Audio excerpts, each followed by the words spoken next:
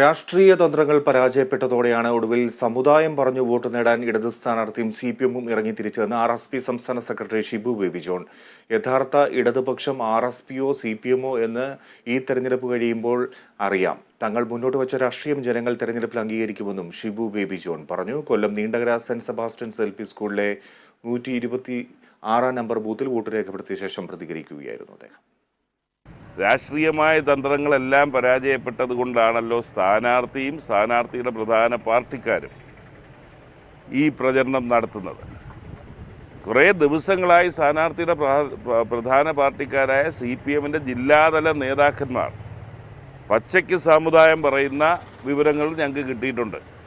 അതിനൊടുവിൽ ഇന്നലെ ഒരു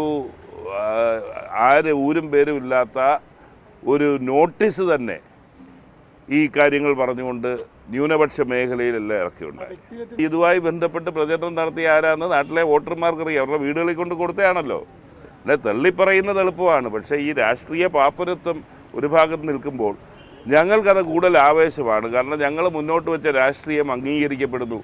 അതുകൊണ്ടാണ് ഇത്തരം നുണപ്രചരണങ്ങൾ അല്ലെങ്കിൽ അപവാദ പ്രചരണങ്ങളുമായി ഇറങ്ങുന്നത് എന്നുള്ളതാണ് ഞങ്ങൾക്ക് കൂടുതൽ ആത്മവിശ്വാസമേകുന്നത്. അതാണ് ഞാൻ പറഞ്ഞത്.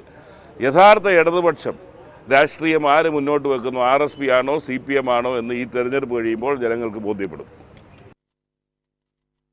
ഇടുക്കി പാർലമെന്റ് മണ്ഡലത്തിൽ ഇടതു സ്ഥാനാർത്ഥി വിജയിക്കുമെന്ന് പ്രതീക്ഷിക്കുന്നതായി ദേവികുളം മുൻ MLA S. രാജേന്ദ്രൻ പറഞ്ഞു. ഇടതു സ്ഥാനാർത്ഥിക്കാണ് വിജയസാധ്യത കൂടുതൽ. രാഷ്ട്രീയപരമായ സാഹചര്യം ഇടതുപക്ഷത്തിന് അനുകൂലമാണ്. മുൻകാലങ്ങളിലും കോൺഗ്രസിനൊപ്പം നിന്നിരുന്ന ന്യൂനപക്ഷ വോട്ടുകൾ ഇത്തവണ ഇടതുപക്ഷത്തിന് അനുകൂലമാകുന്ന പ്രതീക്ഷയെന്നും S. രാജേന്ദ്രൻ മൂന്നാറിൽ വോട്ട് രേഖപ്പെടുത്തിയ ശേഷം പറഞ്ഞു. ഇടുക്കിയിൽ ഇടതുപക്ഷ സ്ഥാനാർത്ഥി വിജയിക്കുമെന്നുള്ള കാര്യത്തിലാണ് ജോയ്സ് ജോർജിന് വിജയസാധ്യതകൾ കൂടുതലുള്ളത്. രാഷ്ട്രീയമായ